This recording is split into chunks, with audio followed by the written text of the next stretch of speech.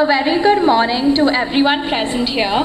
I'm Alika Machado and this is Sakshi Golboikar. It gives us immense pleasure to welcome you all to this public lecture which will be held by Center for Political Leadership of VMSCL College of Law. This lecture is held in association with the Directorate of Visiting Research Professors Program, D.B. Bandodkar Chair in Political Economy, Goa University, and School of International and Area Studies, Goa University. As you all know, today we have gathered here for a lecture on China's Belt and Road Initiative, conducted by Professor Srikanth Kondapalli. I now request Professor Siddesh Tari and Professor Priscilla Fernandez to kindly escort the dignitaries.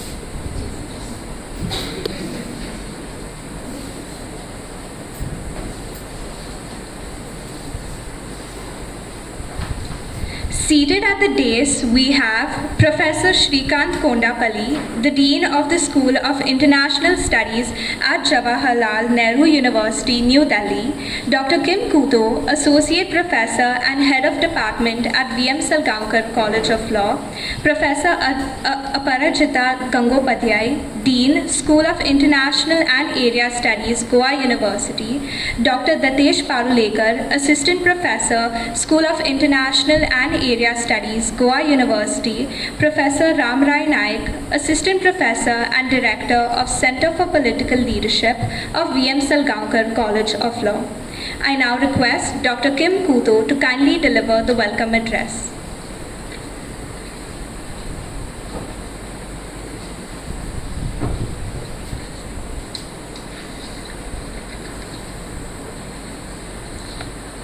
Good morning, everyone.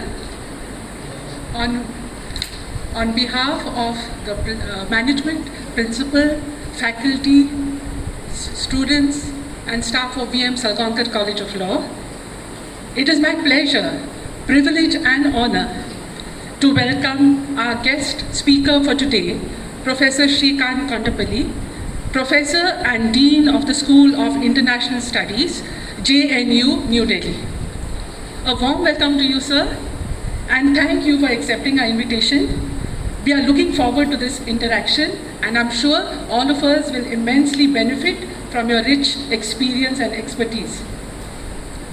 Warm welcome to Professor Aparajita Gangopadhyay, Dean, School of International and Area Studies, Goa University, and welcome to Dr. Dattesh Parulekar, Assistant Professor, School of International Studies, International and Area Studies, Goa University.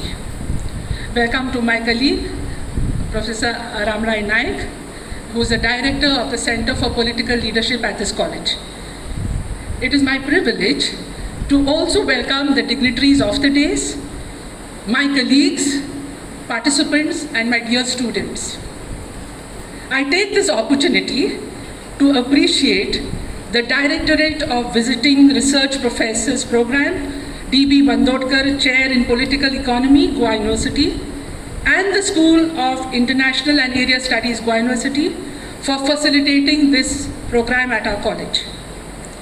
I also wish to congratulate the Center for Political Leadership of the college for their dynamism and enthusiasm in organizing this and various other programs at the college. Once again, a warm welcome to each one of you. Thank you very much.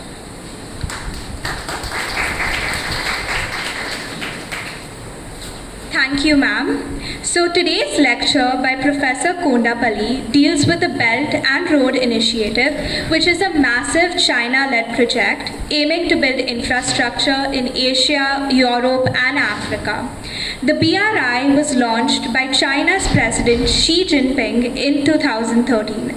The BRI covers a wide range of projects such as construction of ports, railways, highways, power plants, and telecommunication infrastructures. But what are the real motivations behind this initiative? Professor Srikanth Kondapalli will delve into these questions and more, shedding light on one of the most important developments in global politics today. The speaker will also discuss how the BRI fits into President Xi Jinping's vision of global domination. I shall now hand it over to Sakshi to introduce the guest speaker. Thank you, Alika. I feel extremely honored to introduce our guest speaker, Professor Srikanth Kondapalli. Sir's alma mater includes Osmania University, Hyderabad, Jawaharlal Nehru University, Beijing Language and Culture University, and People's University, Beijing. Professor Kondapalli has authored a great number of books which have had a significant impact in the discipline of international relations and strategic studies, but more specifically in the domain of Chinese studies. Some of his notable books are China's Military, the PLA in Transition, China's Naval Power, China and its Neighbors, China's Military and India, China and the BRICS Setting Up of a Different Kitchen, and the One Belt, One Road, China's Global Outreach, respectively. Sir is a visiting faculty at Shandong University, Jilin University, the Yunnan Finance and Economics University, the National Chengchi University, and also serves as a visiting fellow at the China Institute for Contemporary International Relations, Beijing, and also as a non-resident senior fellow at the People's University, Beijing, amongst others. Professor Kondapalli has been the proud recipient of the prestigious Manohar Parulekar Institute for Defence Studies and Analyses K. Subramaniam Award for Excellence in Research in Security and Strategic Studies. His professional association also extends to other national institutions of eminence such as Associate Member of the MPIDSA, Life Member of the United Services Institution, Distinguished Fellow at the Institute of Peace and Conflict Studies and the Vivekanand International Foundation, and the Trustee at the Foundation for Non-Violent Alternatives. A prolific writer and regular strategic commentator, Professor Kondapalli has numerous peer-reviewed publications in the form of journal articles and book chapters to his credit, the mention of which is constrained by the paucity of time. Suffice to say, however, we could not have had a more proficient and seasoned scholar and highly distinguished professor of his discipline than Professor Srikanth Kondapalli. Sir, I would now request you to kindly address the gathering.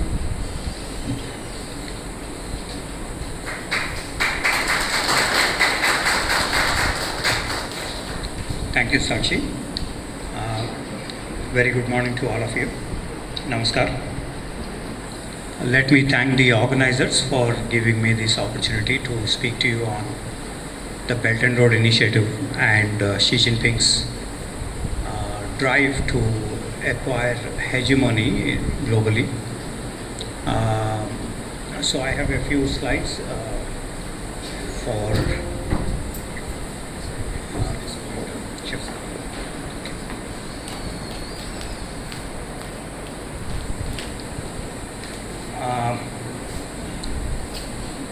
as you all know, the Chinese have become the second largest economy in the world. They have now about $19 trillion GDP, gross domestic product. While the economy is relatively low in the sense of the COVID-19 disruptions in technology, in supply chain, in various other aspects, nevertheless, they hold the second largest GDP, and most important, they also hold $3.2 trillion of foreign exchange reserves. Comparative figures for India are, we are about $3.3 trillion, they are about $19 trillion. We have a foreign exchange reserve of about $600 billion. They have $3.2 trillion, that's a 5 times. Chinese used to earn about $300 billion a month with the exports. So that is the kind of profile they have acquired. Much of that is export oriented through the special economic zones and others. So they have become the very prominent in global economic relations. Let me also give a few figures.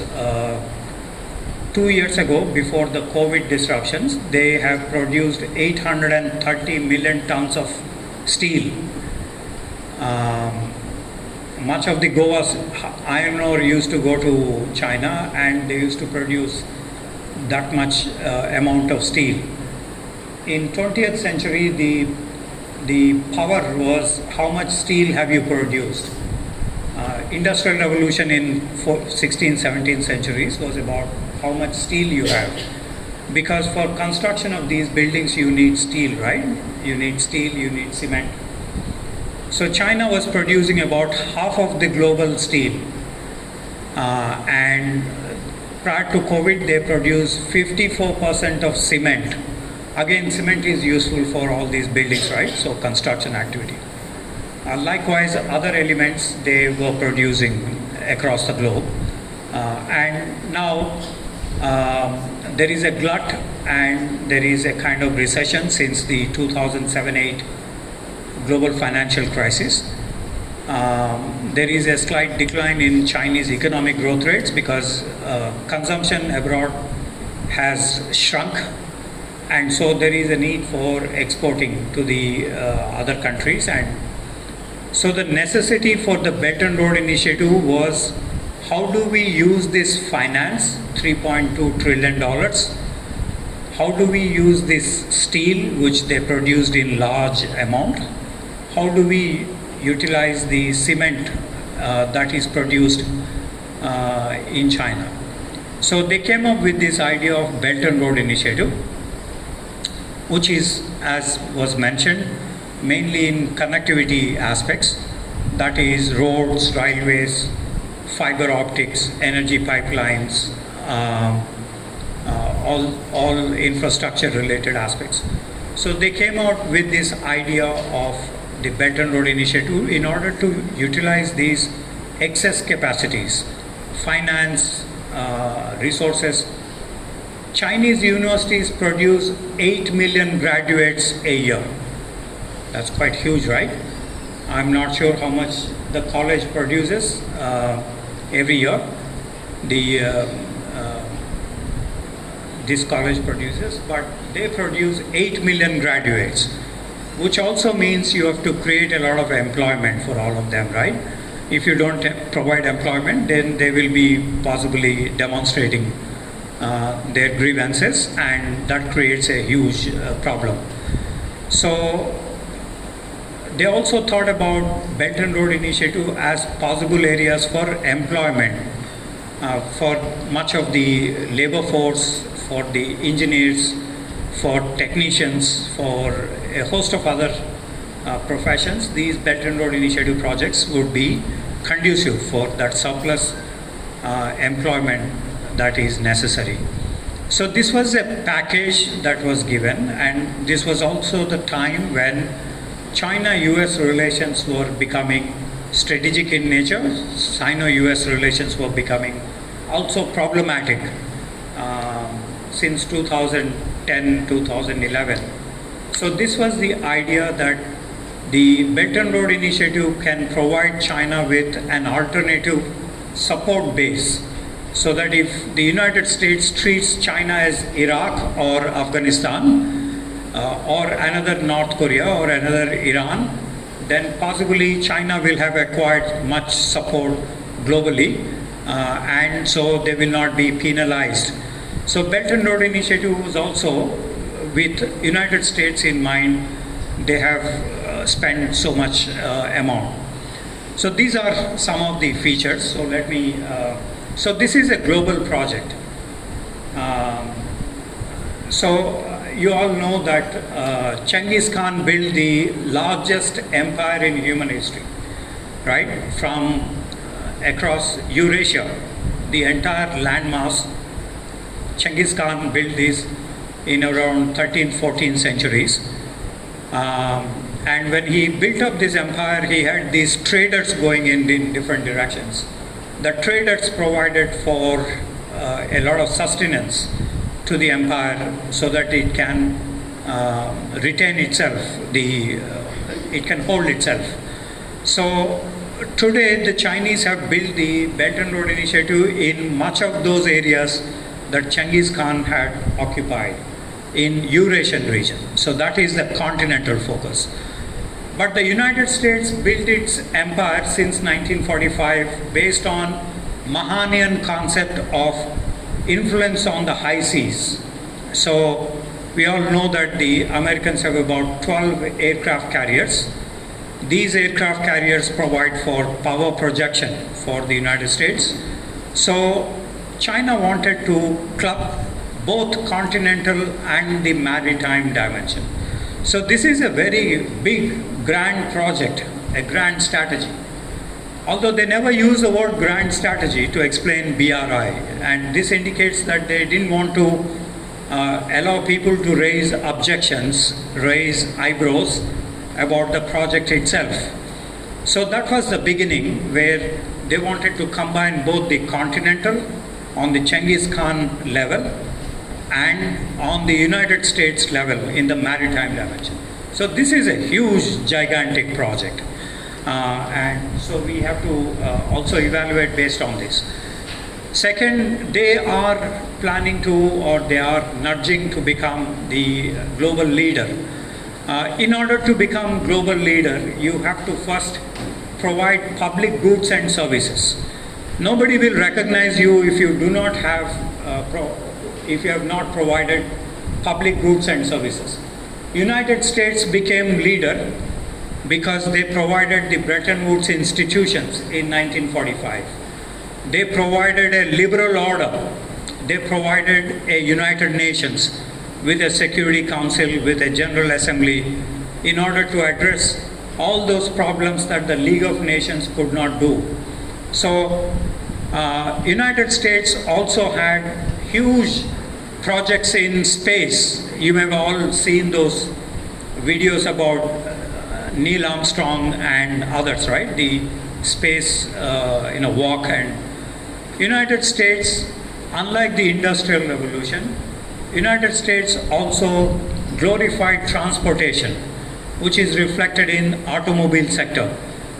In United States, you don't get public transportation. There is some skeletal public transportation, but essentially it is all private. You have to drive on your own. In the US, there are nobody to help you in a railway, in all those. So it is all private. Transportation mechanism. So the United States expanded the transport sector. Transport sector on a nationwide scale and on a global scale. The common thing that we come across is the Ford, General Motors, and others. So, if you want to be a global leader, you have to provide public goods and services. Otherwise, the international community will not recognize you as a leader. This is very important for any country. To be a global leader, also you have to have something for the humanity. You have to contribute something to the humanity in positive sense. For example, the scientific inventions. Much of the Nobel laureates are from United States, Europe, and developed West. And this is partly because of the kind of infrastructure that they have, the kind of facilities that they provide for research, and so on and so forth. So this also further regenerates those talent and so on. One of the major contributions of the US to the humanity is Silicon Valley, meaning ICT, information and communication technologies. Initially, it's a military project, and then it has a civilian, component. Today, every one of us is connected, right? Every one of us is wired. Every one of us is having relatives far away and we keep talking to them. Unlike say 10, 15 years ago, where this communication has been very cumbersome process. So this is one of the contributions. So the key problem here for China is what is China's contribution. China historically had that 4 main inventions: compass, firepower, then you have printing, and also written script and writing. These 4 major inventions have been a historical contribution from China. But you can't say that my great-great-grandfathers have contributed this, so please recognize me as the global leader. You have to keep reinventing yourself and contribute to the global community on this. So today, if you take a survey in this room, much of these products will be China made. The speakers here, probably the microphone, probably these Usha fans, for example, are being manufactured in China because they provided a lot of facilities to them. They're not manufactured in Gujarat, they are manufacturing in China and then re-exported to India. I mean, Usha fans are a domestic icon, right? So I was just giving an example of that. Much of the manufacturing is generated in China. But that is still not enough. You cannot say, I have produced this, so recognize me as a leader. It cannot be done in that fashion. So China has to come out with something which the global community recognize as a contribution. So Belt and Road Initiative is one where you would say, see, I'm giving you finance. I'm also constructing you a road, a railway line, a football stadium, an African Union headquarters in Addis Ababa, or all sorts of things. That the non-aligned movement building in Dhaka was built by the Chinese. So that way they try to convince the global community that they have been contributing extensively in this domain. So in the last decade, from 2013 till 2022, this is the 10th anniversary in September of the Belt and Road Initiative formation. Till last year, they have invested more than $950 billion in infrastructure projects.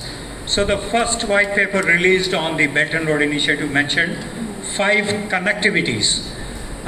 First connectivity is policy coordination, meaning the government and the non-state firms or actors will be discussing the policy framework, how the Belt and Road Initiative would be beneficial to the other non-state firms, and so on and so forth. So increasingly, China did speak to several governments. 82 countries today joined the Belt and Road Initiative. We have nearly 200 countries in the world, right? 82 countries have joined the Belt and Road Initiative. We did not join. I will explain later on why we didn't join. So a majority of the countries have joined the Belt and Road Initiative. But not all of them joined because they like China, but because China was promising some infrastructure projects. So they thought that this is good. IMF and World Bank, or the ADB, Asian Development Bank, are supposed to provide finance, but they have not kept their responsibilities for whatever reasons, and so you have to go to the alternative lender to get the finance. So many countries, these 82 countries, have gone to China for getting this finance for infrastructure projects. Everybody needs infrastructure, right? You need, for this law college, you need another big building so that you can accommodate all the students in a classroom, in a decent classroom, with smart rooms, smart classrooms, etc. So this infrastructure is necessary, and everybody is looking for those, but there is finance problem, and hence China promised a policy coordination. So the first one is policy coordination. So they spoke to several countries and convinced them that the China finance will be a benefit. The second connectivity is the physical connectivity. So that is a road, a railway, fiber optics, airports, maritime ports, fiber optics, and all those aspects. Here the problem is road connectivity, etc. is fine, but you can't lay down a road in a disputed territory, right? Say Kashmir. But China precisely started doing that. Across the globe there are sovereignty issues, and so they were willy-nilly violating some of those disputed areas, and that created a lot of problem as well. The third connectivity is trade promotion. Trade promotion meaning basically exports and imports. And this is crucial for China because China has already been a largest trading partner for 128 countries. We have nearly 200 countries, 128 countries with which the Chinese have become the largest trading partner. Now, when you become the largest trading partner, you don't sit quiet. You start fiddling with the domestic economy of that country. You start, bribing the leaderships. You start doing a lot of this hanky-panky stuff with the other governments. We have seen, for example, the Mumbai club opposed the Chinese. Mukesh Ambani and others have opposed the Chinese Belt and Road Initiative and other things because partly selfish reason, because much of their products will not be in demand because China produces much more cheaper products.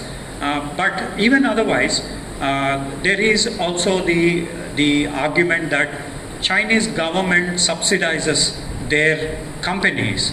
So as part of the WTO, you're not supposed to subsidize, and it has to be a level playing field, a market economy where the governments are not involved in the pricing mechanism.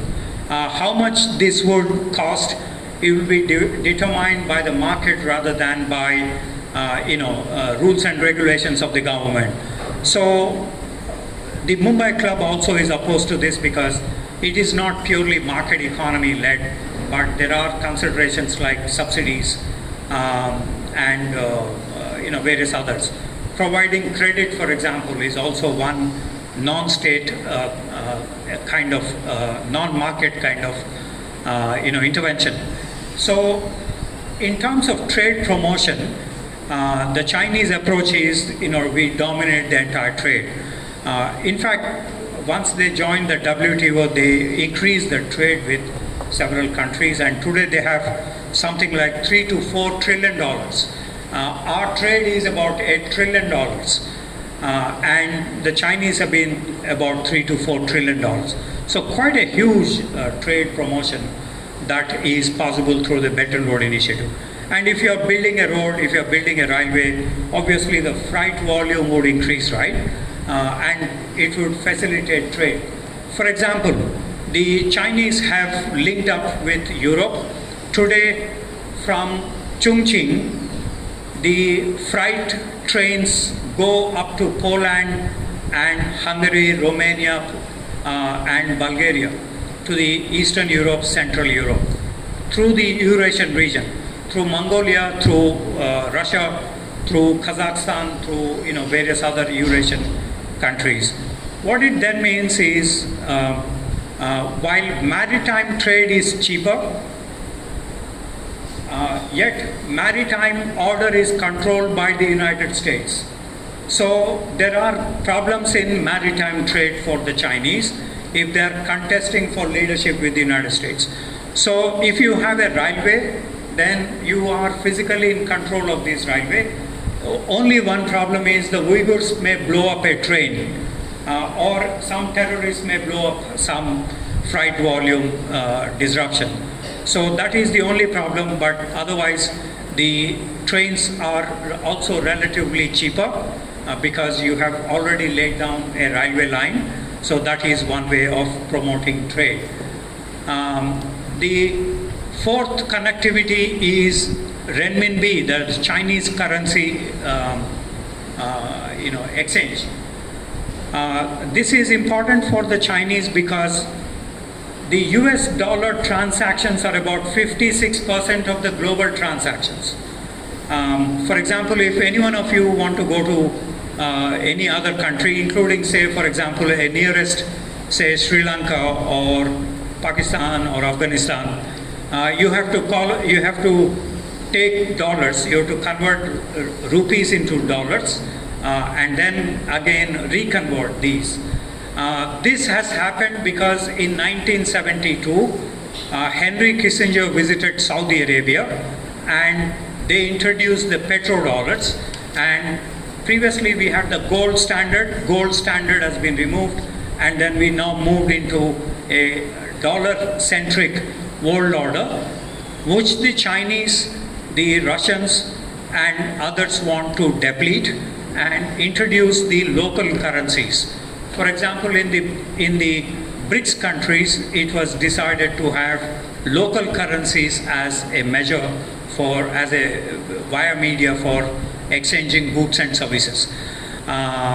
This is partly successful because renminbi is only 3% of the global transactions. 56% is the US dollar, some 20-odd percentage to the pound, British pound, and something like 20% for also the euro and the Japanese yen. So renminbi has not yet become a global currency.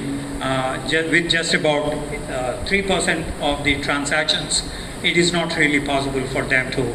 But with Ukrainian war, there is a lot of Russian oil being transacted in Indian rupees and in renminbi. But this is only temporary because of the Ukrainian war. We do not know how long it lasts, but this is just about temporary, a year, 2, 3 at the most, if the war drags on, and if we depend on the Russian energy for that factor. The fifth connectivity is people-to-people relations, that is tourism. This is important because the Chinese have, before COVID-19, before the disruptions, they had 180 million people going abroad as tourists. For example, in South Korea, there is an island called Jeju Islands, which is considered to be one of the best, tourist destinations. The second is Phuket in Thailand. The third is Maldives. So Chinese would go to these 3 destinations in millions. Let me give you an example. Maldives has a population of 420,000, and 3 lakh Chinese used to go every year. Now almost the population of Maldives. And in Phuket, 70 to 80% of the footfalls are from China. Likewise in Jeju Islands, it is about 93% of the tourists are from China. So that is the level of tourist flow. To India, they just sent about 1 lakh Chinese tourists. That is partly because of our Cold War that is continuing between India and China. China uses tourism as a weapon. If you are nice to me, then I will send you more tourists. If you are not nice to me, I will use this as a weapon. So that is one. So these are the 5 connectivities, and they spend this much so far in the different Belt and Road Initiative projects. You also have to have a grand vision if you want to have the others as a jigsaw puzzle to fill up to become a global hegemon. So China in the recent times, last April, they began with a global development initiative. We do not know what exactly it contains, but that is what they have suggested. They also suggested, Xi Jinping suggested, global security initiative. Again, we do not know what exactly are the building blocks of this GSI. Nevertheless, 1 week ago, Xi Jinping spoke about global civilizational initiative. This is a new concept. So in other words, China is showcasing itself as a civilized state. Although we should remind them why, if you are civilized, We have 20 Indian soldiers casualties in Galwan. This is not a civilized state behavior, right? You promise something and then you kill the Indian soldiers. So that is not a civilized approach. But then it depends on, as we have that saying, as long as the lion does not have the historian, it is basically the hunter who gets the major, interpretation. So it is quite possible as well. So China is putting up some grand ideas. We exactly do not know what they intend to do with these. Nevertheless, these are the building blocks towards the global hegemony. There are also multilateral initiatives. China has last 3-4 years, they have been, or rather 1 decade, coinciding with the Belt and Road Initiative. They have very many big multilateral groupings. There is one grouping called FOCAC, Forum for Cooperation Between China and Africa. So China plus 55 countries in Africa. Then there is the CELAC for Latin American countries, Caribbean and Latin American countries. Some 23 countries are part of this grouping. Likewise, CEEC 17, this is for Central Europe and Eastern Europe. So there are big SEO BRICS, China GCC, Gulf Coordination countries. They have been able to put up all these initiatives. So big initiatives that they have mentioned. The current 14th 5-year plan has some 11 items identified where China wants to be the superpower. And nothing sinister in this. I want to be a superpower in trade. So you work hard, you export more, you import more, so you become a superpower in this. Likewise in digital technology, in sports, in cultural aspects, in high-tech manufacturing, in maritime areas, in shipbuilding and others.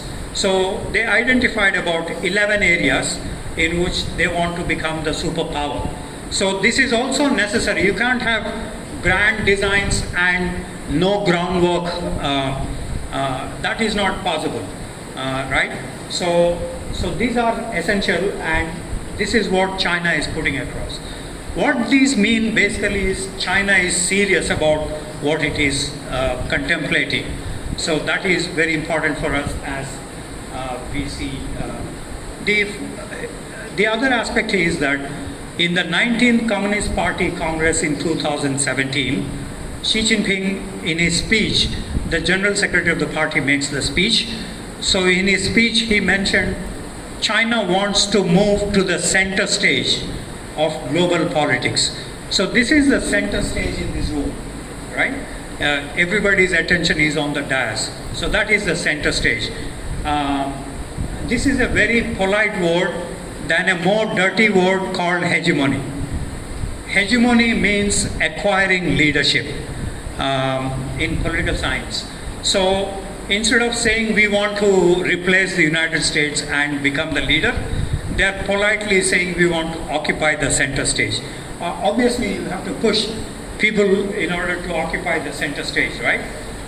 So that is what the Chinese Communist Party has declared, and that is why you see this balloon incident, you see these conflictual situations between China and the United States. So the war bugle has been sounded. That is what the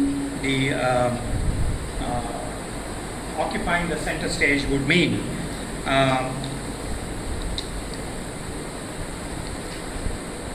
So these are some details. I want to skip these so that we can have more Q&A. The Belt and Road Initiative has been put up in the Constitution. So there is no way now you can take it out because it is in the party constitution. Whatever is there in the party constitution, you have to implement. The 93 million cadres will have to implement this. So no going back on the Belt and Road Initiative. There are some other things like the CPEC projects. The railway companies have been merged. There are 2 companies in China. Now they have become a $24 billion company. What the Chinese did was they approached the Japanese railways. They approached the Siemens, German Siemens. They approached the Alstom. They approached the Spanish big railway company. So they sent thousands of people to get trained, and they all invited these companies to have joint venture companies in China. And after the training and transfer of technology and everything, today they merged these 2 companies to become a global conglomerate. This is the company which is laying down the railway lines. China has 30,000 kilometers of high-speed railway. We have 0. The Ahmedabad to Mumbai is the one which we want to build, and subsequently other high-speed railways later on. But as of now, we have 0 kilometers of high-speed railway. It is of course very costly. Much of the high-speed railway projects are running in losses in China, but nevertheless, it cuts down travel time. It makes economical in terms of transport of goods and services. So that is what these high-speed railways did. As the original railways from Manchester to London did in 16th, 17th centuries or 19th century. So in other words, this company today has become a global conglomerate. So today the Chinese are telling Siemens, now you can go back home. We don't need your services. And that would have generated a lot of unemployment back in Germany, already suffering with the Ukrainian war. Likewise with the other companies, they're saying, they have copied all their blueprints. They have copied all their programs, and now they are telling them to get back to their home. So that is how China dealt the business with these big companies. So the merger of railway companies is quite big, and Tehran Metro, the kind of railways that they have built all across up to Eurasia is mind-boggling. Not just high-speed railways, but also other freight volumes. There is of course a problem of meter gauge and broad gauge issues that are also being settled down in this fashion. So they held about 3 summit meetings, the last one being 2021. So for the past 2 years, they have not held any summit meetings. The first one 2017, second 2019, and 2021. The 2021 was attended by foreign ministers and in a scaled down fashion. And then they had the COVID related disruptions. So far there is no summit meeting, the 4th summit meeting of the Belt and Road Initiative. But Xi Jinping told a Xinhua news agency correspondent in the G20 Bali summit that there is a possibility for the 2023 to have a 3rd summit meeting, big summit meeting, meaning with the presidents and other major leaders participating. This will be the 10th anniversary, so September possibly. You know how much they spent for each of these conferences? $2 to $3 billion just for the conference, just for holding the conference in one place. That is what the scale is, and so attractive. They make it so attractive. So a Nepalese Prime Minister who is visiting for this immediately will sign at the dotted line. Of course, back home they have a problem. The Chinese asked the Nepalese to sign as part of the policy coordination, they said Nepal should agree to whatever the Chinese say in that MOU, and there is no domestic consensus in Nepal. They call policy harmonization. So that words policy harmonization was included in the MOU, and there is no consensus in Nepal, so they never signed this policy harmonization. Policy harmonization means that Communist Party tells you to do this, you do this, period. But Nepal is a democratic country. You have all sorts of opinions, right? And this has become problematic in Nepal. Nepal did not sign the BRI, so today there is no BRI project, although they signed it in 2017. So this is a difference. Many states, one of the provisions is you should never disclose the terms and conditions of the BRI projects that I am signing with you. Never disclose. This is a non-disclosure provision.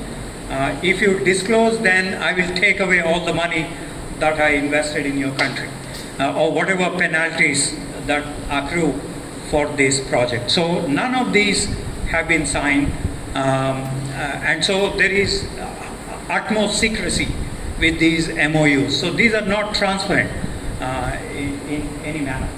So these are some of the meetings and the details. There was a claim that they would invest about 150 to 160 billion dollars a year, but actually they spent about 60, 70 billion dollars a year. But still, very large amount.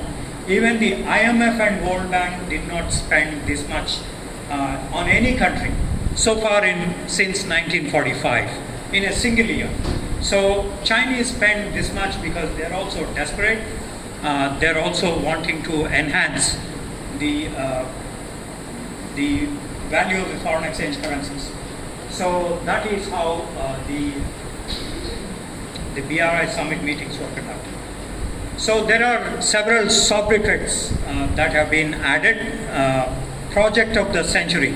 Obviously, if you lay down a road, supposing if you lay down a bridge in Goa, the bridge that connects from the airport to the city, obviously it will take 5 years to complete.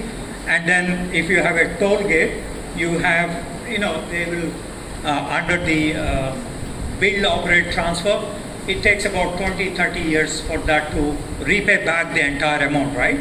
That is universal way of, build, operate, transfer projects.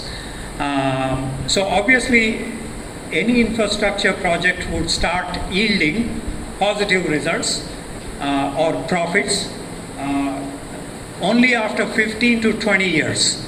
So we are in the 10th year of the BRI. Many projects have been constructed. They gradually start providing for economic returns. So that is what China is expecting in future. And so they said this is a project of the century because 21st century just begun a few years ago. And Xi Jinping also said that this is not going to be a China club, but it appears to be a Freudian slip because initially they said this is a China's BRI, not global BRI. Now they tweaked this in the second summit meeting to a multilateral BRI. Multilateral meaning more than 3 countries getting together in these. So initial mistakes that this is a unilateral project. Dr. Jaishankar said this is China's project, so why should we join this?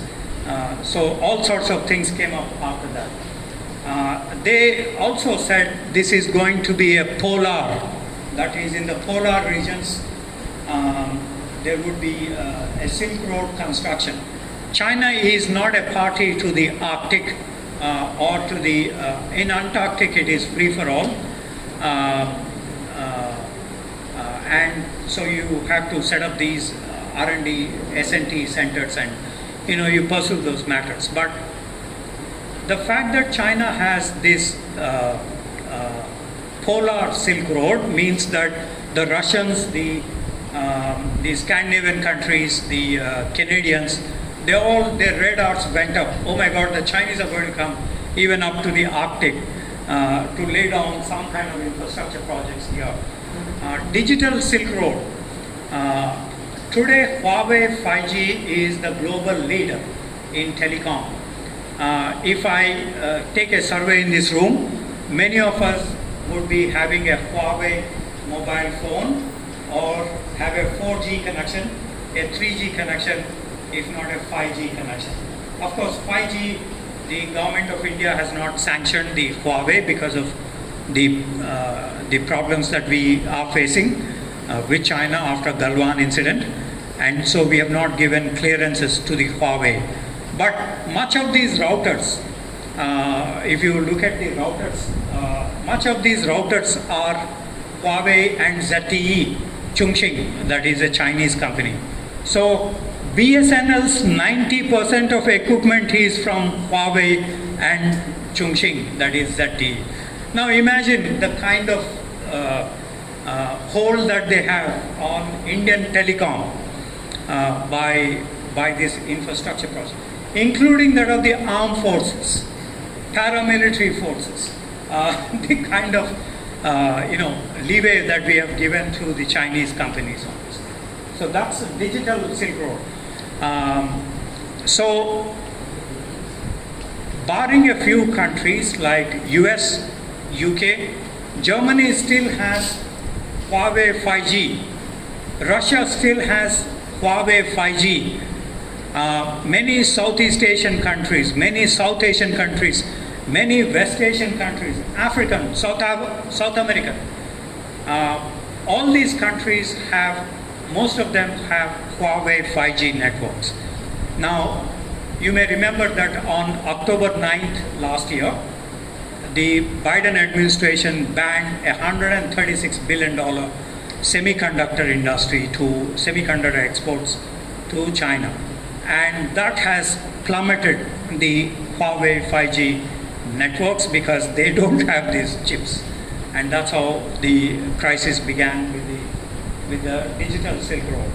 But their infrastructure projects are so in digital fiber optic networks, the kind of routers that they have built across the globe, the submarine cables, which are again essential for these, is mind-boggling, the kind of preparations they made for the digital Silk Road. Then there is the greening Silk Road. Now you have all this Copenhagen, Kyoto Protocol, Copenhagen, the Durban meeting, the Lima meeting, the Paris meeting 2015, and national binding provisions on 18% rollback of emissions. So this is the Chinese call this as Green Silk Road. So what they did was, under the Belt and Road Initiative projects, they have a $24 billion projects for thermal power stations. Now, last year, they announced that they're not going to initiate new projects.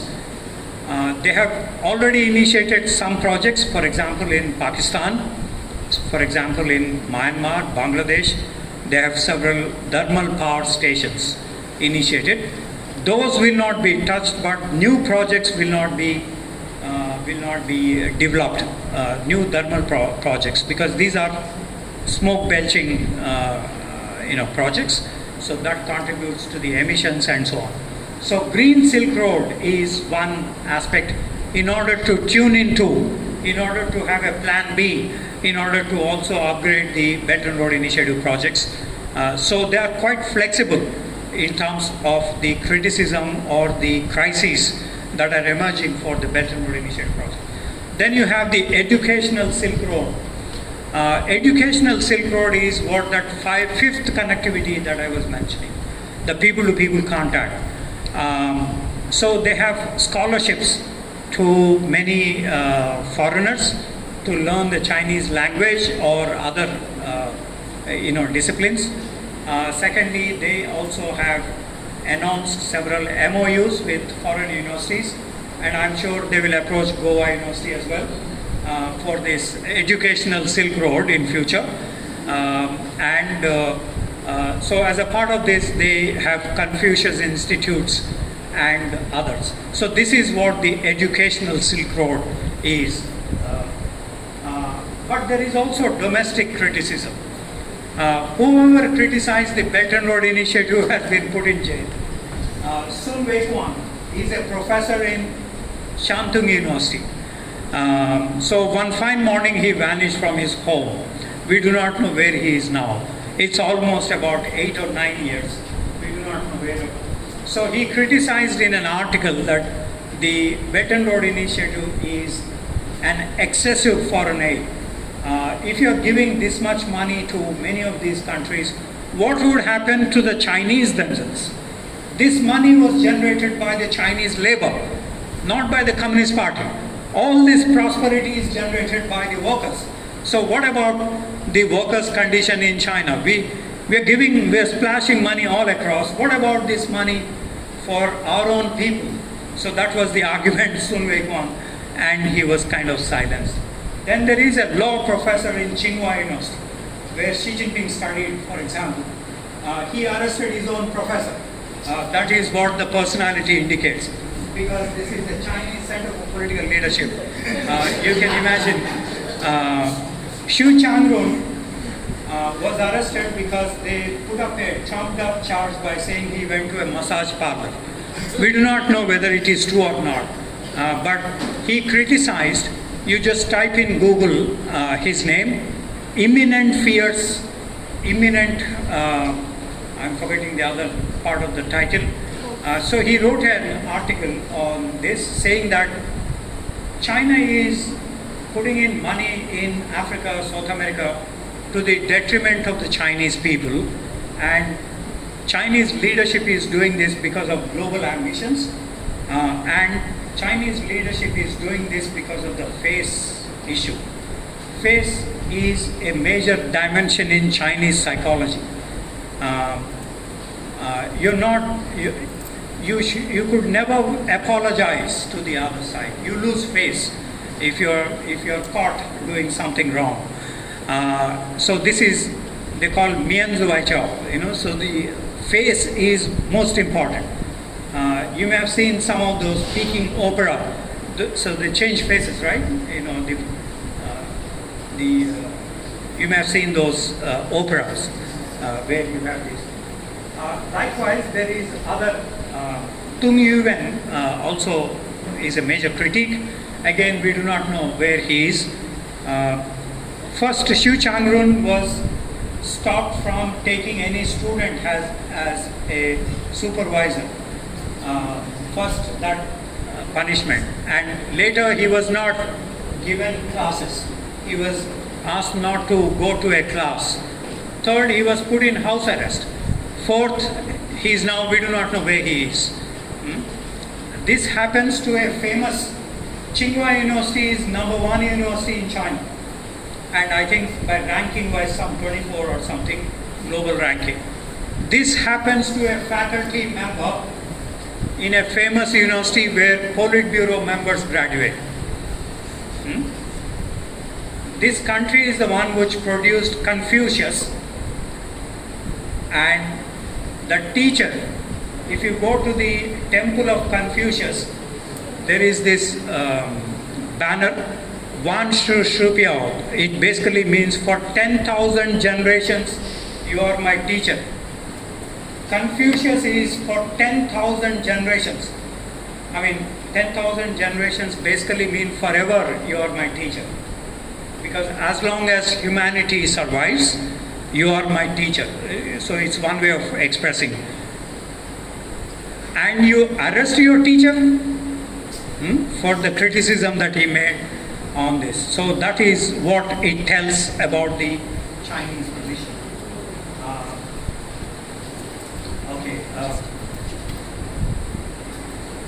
So there is actually investment required in different areas. Asia itself requires about $8 trillion if we want to have modernization in Asia. we require about $8 trillion. But who will finance these projects? So that is where the Chinese offer came in, and that is where everybody started scrambling across in getting these projects. So, for example, these are some of the projects that the number of projects in Nepal identified were about 49, which includes the high-speed railway from Lhasa to Kathmandu. This is going to cost $59 billion, and Nepal's GDP is $20 billion. How are you going to repay this? In other words, there is a potential Hambantota here. Hambantota port was taken on a 99-year lease because the Sri Lankans were not able to pay back that money.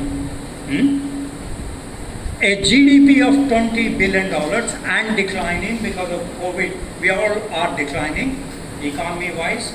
$20 billion of GDP, and you spend $59 billion, and you do not know the safety of this railway line because it is in the earthquake-prone zone, and we are also witnessing climate change, which means glaciers are melting.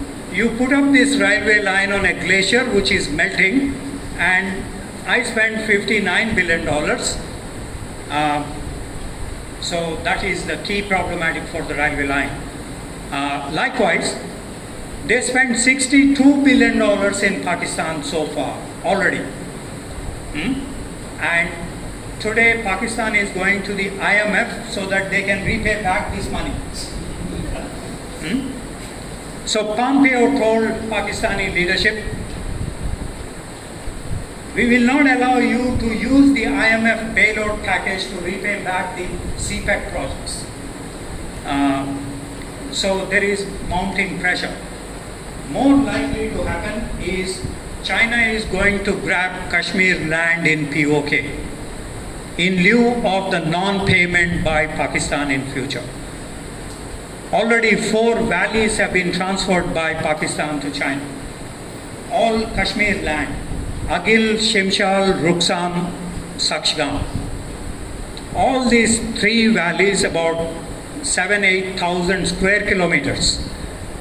This is in a strategic location between Afghanistan, India, Pakistan. So China is going to grab this much land permanently in lieu of those $62 billion. It's so cheap. Kashmir is so cheap. This is going to happen because Pakistan do not have that kind of money to repay. One of the things is that these are capital intensive projects, and the countries targeted do not have the means to repay back. Everybody in Goa would say, I want a high-speed train to the port. I want no narrow roads in Goa. I want, high-speed kind of projects. I want a 5G.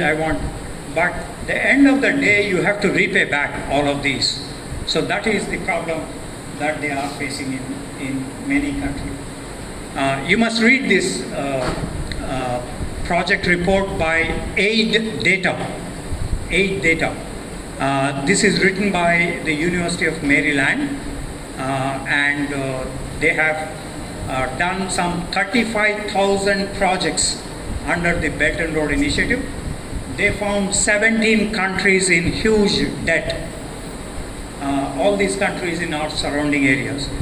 Now, when Sri Lanka meltdown last year, they went to the IMF. The Chinese did not support.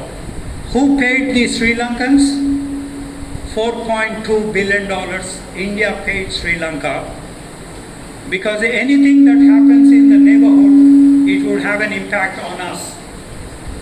There will be LTTE, there will be LET, there will be some other terrorist group that would be activated because of the problems that these neighboring countries are facing. So झाड़ू पोछा तो हम ही करना पड़ेगा.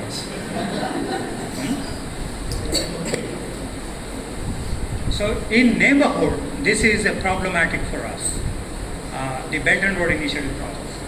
So these are the Gateway House in Mumbai gave this picture of the kind of projects that are coming up. I think I'm running out of time, so let me skip some of these. I'll just explain this Laos-China railway line. Laos is also another poor country. They have now spent $6 billion on a high-speed railway for which you have to pay. The railway tickets are so expensive. It is better to fly by Indigo and SpiceJet rather than by these high-speed railways. It's so costly. I traveled and it's really costly. Ordinary Chinese cannot travel in these. It's so expensive. And many of these trains go empty because it's so expensive. I never faced a problem of getting a ticket in a high-speed railway. You know, in Indian railways you have a problem, right? You have to stand in a queue. You would be surprised that the ticket is not available for ages. But you go to a counter, get the ticket, straight away land in. So that is one facility, but it's so expensive. Most of these railways run in losses. But in order to showcase that we have built high speed, this is a status symbol, right? We have so many high speed railway projects. So China has these many. Laos they constructed, and they are now facing the problem of repayment of this loan. Second, the loans are coming at huge interest rate. Generally, IMF, World Bank, Singapore Holdings, Dubai Holdings, these are all lending agencies. These lending agencies take an interest rate of 0.02%. The Ahmedabad to Mumbai railway line, we got it for 0.002 to be repaid after 52 years. It would be repaid 52 years later. So quite a huge concessionary kind of. In Ecuador, they built a hydroelectricity dam, Couto. This dam construction financed by Exim Bank in China, it comes at 6.9% interest rate. 6.9%. If you bought a house in Goa, tell me how much is the interest rate? It would be around 6%, 5%, 6% something. This is for housing where you have other concessionary, the loans that were given by universities, by whatever other. This is a commercial loan at 6.9%, and this is the lifespan of this is 50 years, but in the next few years, Ecuador has to repay back that loan starting in 2 to 3 years' time. The project has not been handed over, but you now have to repay back the loan. And already, if this is the tunnel, there are a lot of leakages. So water has to go through this tunnel, already leakages have appeared. Now you tell me why should I pay back any money for this? For a shoddy construction project like this. But you have no other choice except to pay back this money. Many projects, according to this 8 data and others, they have given enough proof with photographs. There is the high-speed railway in Indonesia. So they found the cracks appeared in the buildings next to the railway line in Indonesia. So huge problems in terms of the construction activity. So much of the finance is done by the state-owned banks. So I skip these.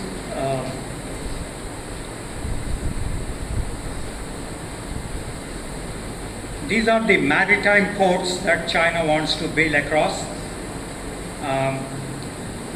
and potential places for the maritime.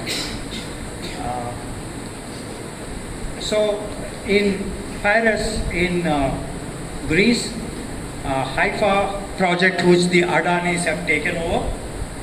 Previously it was supposed to go to the Chinese. Port Said, Suez Canal, all these, the Chinese have now been doing dredging projects here. These are some allocations. The aid disbursement or others. And I mentioned some of these advantages for. One of the advantages is that 93% of these contracts have gone to the state-owned enterprises, like our PSUs, like ONGC or whatever. That kind of companies have been able to back these projects. So this is, I think, my last but one slide. What about India? So the first meeting between Dai Pinko and Shiv Shankar Menon during the Manmohan Singh government. So the policy coordination was Dai Pinko, the Chinese Foreign Ministry interlocutor. He mentioned to Shiv Shankar Menon, out of 45 minutes meeting, he said, we are building a Belt and Road initiative, could you please join us? They spent 1 minute on the Belt and Road initiative proposal, which India did not accept even at that point of time. And so that is the policy coordination. So Chinese said what they want to say and we just listened and said, thank you very much, we are not interested. So there are other developments that happened. It was Xi Jinping, when he came to Delhi in September 2014, mentioned this to Prime Minister Modi, but nothing really came out. Sushma Swaraj, as Foreign Minister, went to China in 2014. She mentioned about a synergy-based cooperation, but not necessarily on the BRI. So India's position is basically four. One is it should be a multilateral so that everyone else can join the BRI projects. Second, it has to be transparent. All these project details have to be transparent. You have to put everything on the table. We have to discuss and then we will be able to accept those. The third most important is BRI projects should not violate sovereignty and territorial integrity. We have the CPEC projects where Chinese BRI goes through the Kashmir, occupied Kashmir territories, and so there is the sovereignty and territorial integrity. Finally, two more, which is these projects should not degrade the environment, and finally it should also not lead to debts, especially as it happened in the Indian neighborhood. So with these differences, India was one of the major countries which has not accepted the BRI. This position has still been implemented, and this is why China has been very angry with India. And one of the results is Galwan. That day you did not accept my proposal, so you will have to face the flag in Galwan. So that is another aspect. There are alternatives provided, and here the initially we had Project Mausam. Indira Gandhi National Center for the Arts has been looking at this process, but we are very, very slow.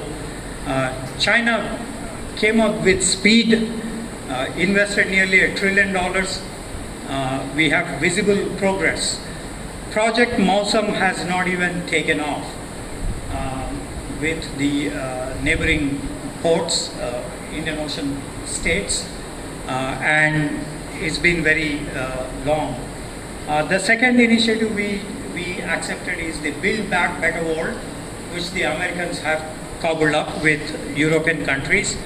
The third is the North-South Transport Corridor with the Russians, with the Iranians on the Chabahar extension. Even that is going very slow in this. Then we have the AAGC with Japan and Indonesia, Asia-Africa Growth Corridor. That is also being looked at. So that's my final slide. So the BRI has expanded the global footprint of China. Physical infrastructure projects have been conducted, and Chinese party state has expanded abroad. You see there are 36,000 state-owned enterprises which have been working abroad in various parts of the world today.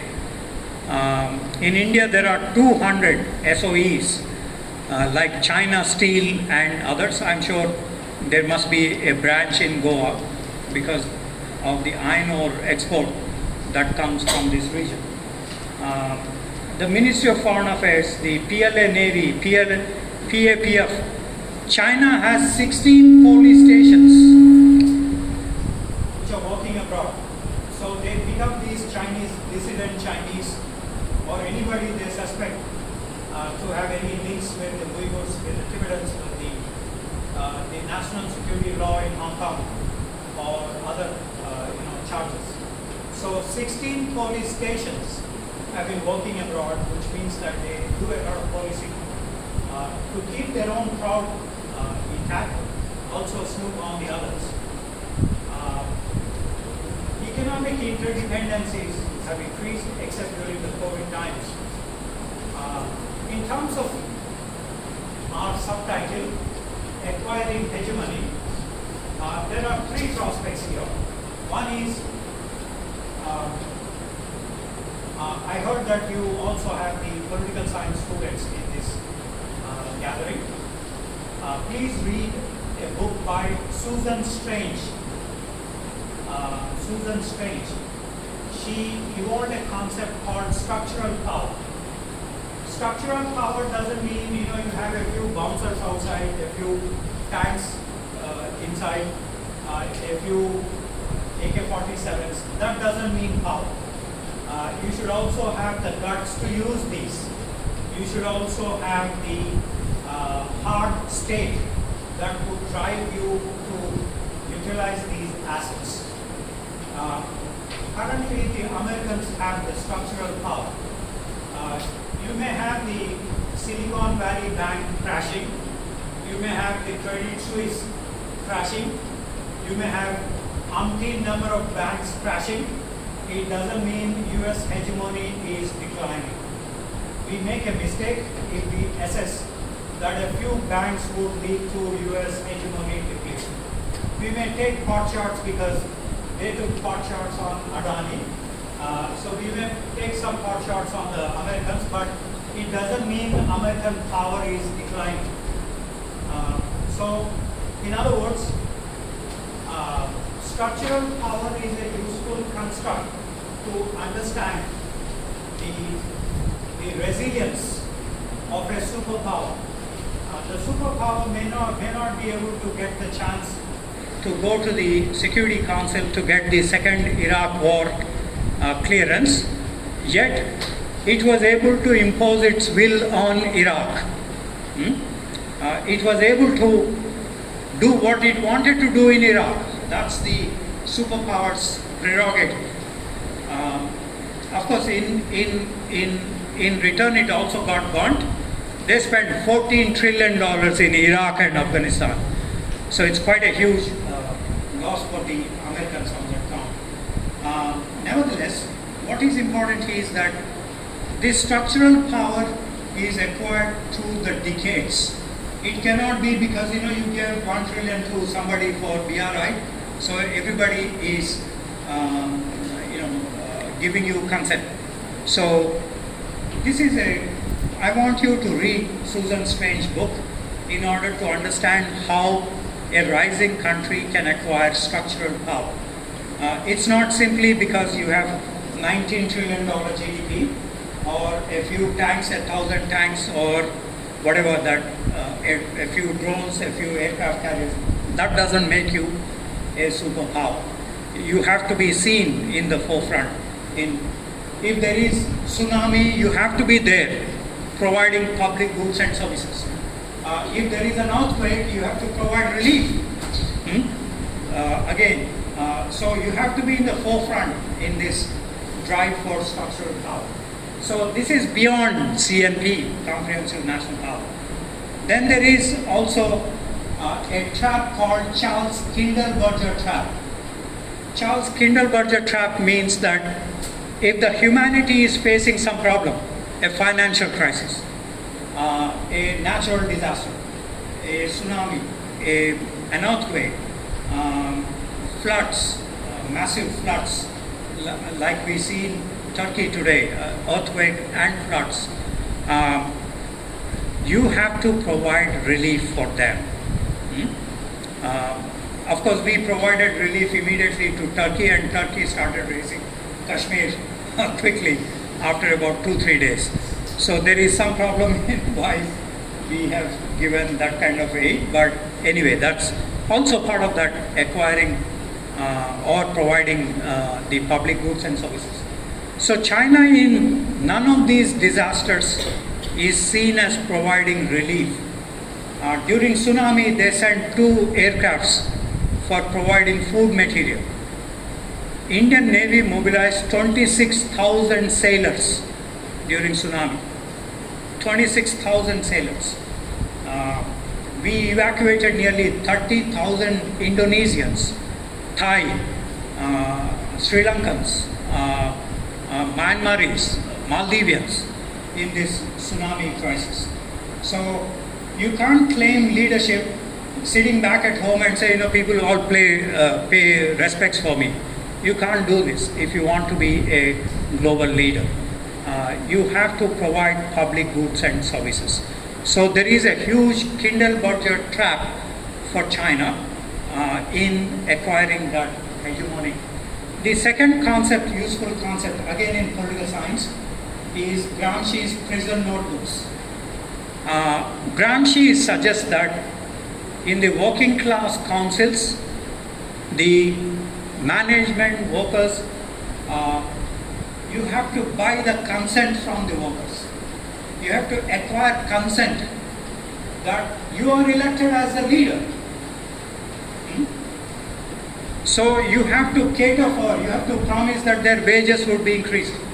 You have to promise them that their social welfare benefits would be addressed in negotiations with the management. So these working class councils would have to provide for a kind of consent. This is an important tool. Now, through Belt and Road Initiative, possibly they can provide consent. I'll give you an example where partial success of China is. On the Uyghur issue, European countries, 24 Western countries sanctioned China. Uyghur is a set of population in Xinjiang who are facing internment camps. 1 million people are arrested. They are put in jails and other camps in China, in Xinjiang. So the Western countries have sanctioned the leaders, Communist Party leaders in Xinjiang. So there is a crisis there. So 24 countries have sanctioned this. China mobilized 54 countries against this bill in the Geneva Convention, Geneva Human Rights Council. So there is a partial success. So China also has to work really hard among these countries. Incidentally, many of these are Islamic countries. And this is a Herculean task for China. You have to convince a Muslim that there are no atrocities on Muslims in China. Although you are not allowed to wear a beard, you cannot name your son as Muhammad. You have to eat pork as a Muslim in Xinjiang. Yet you have to convince Iran, you have to convince Saudi Arabia, which is the custodian of Mecca, to support China on this. That's a Herculean task, right? Saudi Arabia today backs China. OIC may have a resolution on Kashmir, but OIC will not have a resolution on Xinjiang. So you see how much money they spent in buying consent from these Islamic countries. It may be temporary, maybe 1 year, 2 years, till the Chinese economy is up. But once the economic decline starts, you may have a problem. We do not know. But what is important is, as of now, they bought consent from the Islamic states. So that is quite a huge success for China. Third, we are, again in political science, there is a concept called hegemonic stability theory. Hegemonic stability theory suggests one country, one leader provides protection for you, like a mafia don, for your smooth transfer of goods and services on the high seas. If there is piracy, Somali piracy, American ships will come and kill these Somali pirates with the International Task Force 154, which they did, right? So Americans since 1945 have been providing hegemonic stability. If no country provides these, there is an anarchic situation on the high seas. You cannot have the goods passing through without trouble. This is what hegemonic stability theory suggests. From 1945 till today, and possibly in future, Americans provide this stability on the high seas. 80% of global goods transit from the high seas. The leader of which is the United States, because they provided for the no trouble on the high seas. Now, China had not shown so far any inclination to provide this hegemonic stability. They have built up these huge aircraft carriers and others, but they have not been able to provide for the international community. So people would ask, nations would ask, how are you providing stability to us in terms of our merchandise? So this is again a major weakness for China. So what we see Belt and Road Initiative as partial hegemonic provisions. So this is another. On the other hand, there are also internal weaknesses. We do not know how long the Chinese economic growth miracle takes place. We do not, as the GDP has come down from 10% to 3% last year. The fundamentals of China are fine, in the sense that they have a huge manufacturing base, they have a huge economy, they have huge funding availability for infrastructure projects, and so on and so forth. So fundamentals are quite strong, yet it is difficult to conceive of continuing progress. Japan used to maintain those growth rates. Everybody thought Japan would be, but Japan lost the 1990s onwards, the lost decades. Much of the Japanese industry moved into China.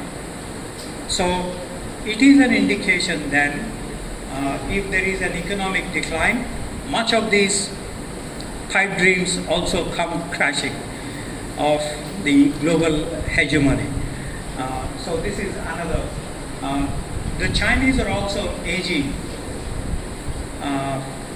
The average age of India is the age group in this room, excluding me, of course.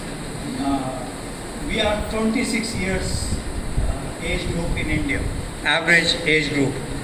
53% of Indians are 29 years old. this is the one, you are the one who will drive the economy.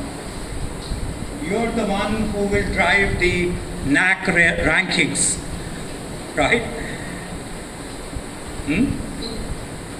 You're the one who will join the armed forces, right? You're the one who will resurrect the strength of the country. Average age of China is 36 years old. And in the next decade, they will have 65% of the people at 60 years old. Currently, it's around 35%. So, which means it would be difficult for China to continue the economic miracle. Finally, they also have resources and technology problems. After the ban of the semiconductor chips to China by the United States, Huawei has a lot of problems in tech companies. So, I want to conclude by saying, while China has a hegemonic design through the BRI, there are still a lot of constraints for China to acquire this. We are assuming Americans won't do anything, Indians won't do anything, Japanese, other countries won't do anything. Thank you for your attention.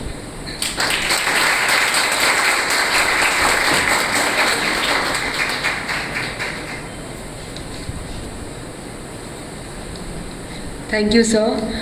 Kindly note that the floor is now open for questions.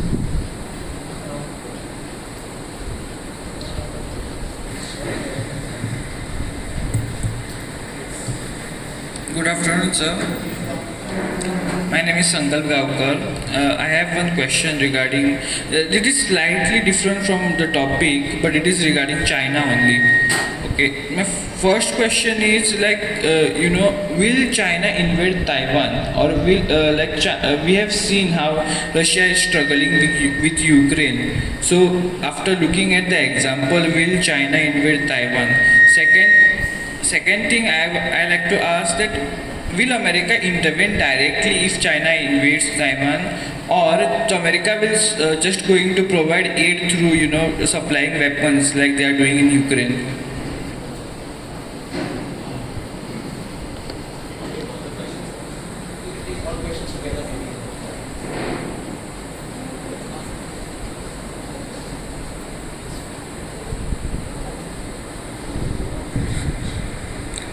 Good afternoon, sir. My name is Vandana Yadav. I'm from Part 2, SIAS Department, Goa University.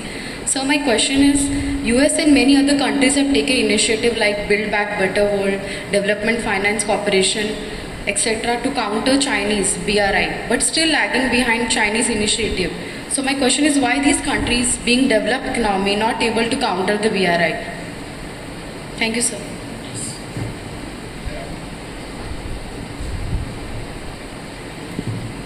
Good afternoon, sir. My name is Aaron Andarat from Part 1, SIAS, Goa University. My question is regarding the BRI's maritime Silk Route and about the possibility wherein in the maritime sector also there might be a confrontation, knowing the fact that Indonesia and Andaman and Nicobar, Indonesia, which is a part of the BRI, and the Andaman Nicobar, which India plans to create infrastructure, can potentially hinder the Chinese ambitions, and hence is there any possibility that in the future there is a confrontation in the oceans as well?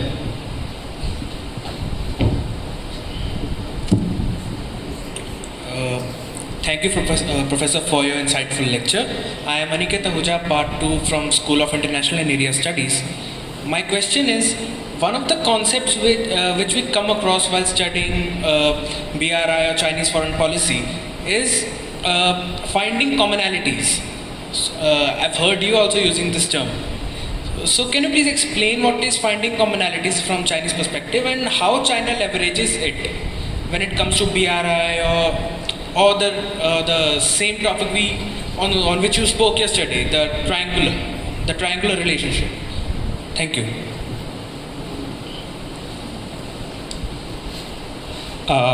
Good afternoon, Professor. Thank you so much for the enlightening lecture. My name is Wahid Said and I'm a student of School of International Area Studies, Goa University.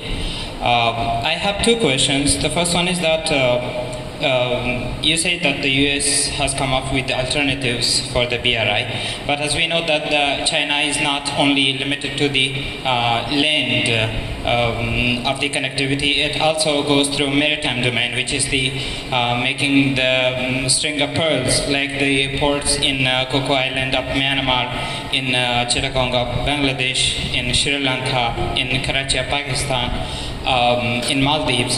So how do you think the countries, the other states can trust the US's alternatives and prioritize them or prefer them over the Chinese? And the other question is that will the BRI have any political or economic impact on the sovereignty of any state that the BRI goes through? Will it have any political impact or any influence which questions the sovereignty of the state that the BRI goes through? Thank you so much.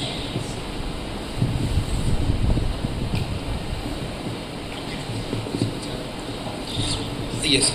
Good afternoon, sir. Thank you for the lecture. I'm Sajjan Panikar from VMSCL College of Law. My question is regarding the new slogan which Xi Jinping gave a week back. That's relating, he modified the original slogan given by a few years back by the previous leader, and he came up with this new call of how the 24-character slogan. So it's a little bit more aggressive towards of China's foreign policy. I would like to know how this new slogan would affect China's foreign policy in the context of BRI and otherwise also. Thank you, sir.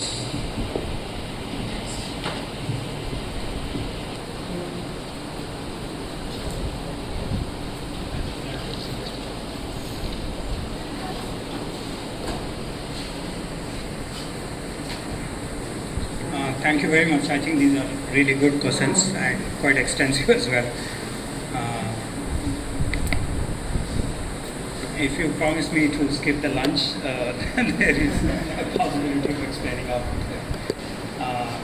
But more seriously, I think on Taiwan invasion,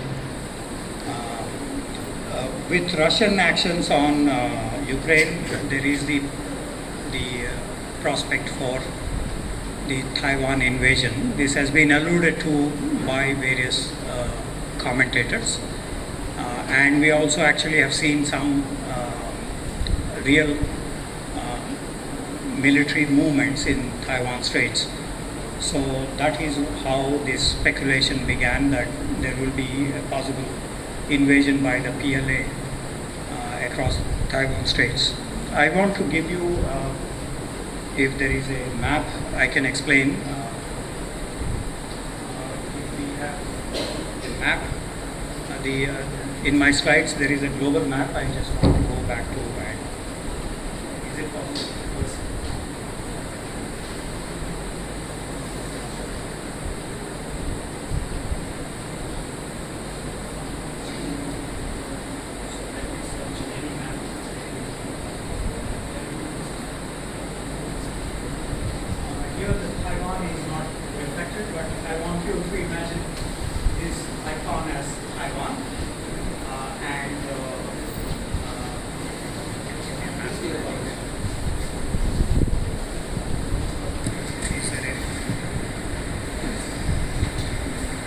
If you can imagine this dot as Taiwan, so I want you to understand that this is a difference of about 180 nautical miles, which means you have to cross the 180 nautical miles. That's about 250 kilometers. You have to cross the water body. What Putin did was he just crossed the land. He rolled the tanks on Crimea, on Donbass, he just moved the tanks. There is a land corridor which the Russians are now occupying. So it is just moving the tanks. And Russia is connected even before, and now they just rolled into those disputed areas or Ukrainian territory and simply occupied those because they wanted access to Sevastopol port and the other construction that is happening there. Now, on the other hand, the Chinese have to cross this 250 kilometers of water body. So it's not an easy task, right? You can roll the tanks, they can keep going, and in a day or two you can go and occupy Donbass, which they did on February 24th last year. So this is problematic. So look at the nightmare, logistics nightmare, to cross the sea of 250 kilometers and go and occupy. Second, Taiwan is some 20, I do not remember exactly. In global economic rankings, they are nearly 20. I don't know about Ukraine. Ukraine must be 120. I have no, please check, please tell me. So Ukraine is a rundown country in the sense of war-ravaged, post-Soviet, not much economic exports except for the Antonov aeroplanes and few ordnance products inherited from the Soviets. Taiwan, if I take a survey in this room, 80-90% of your hardware comes from Taiwan. Your mobile phones, they produce 1 million motherboards a day. 40% of global hardware is produced in Taiwan. Now imagine China occupying Taiwan. What would happen to all your hardware? Global hardware industry.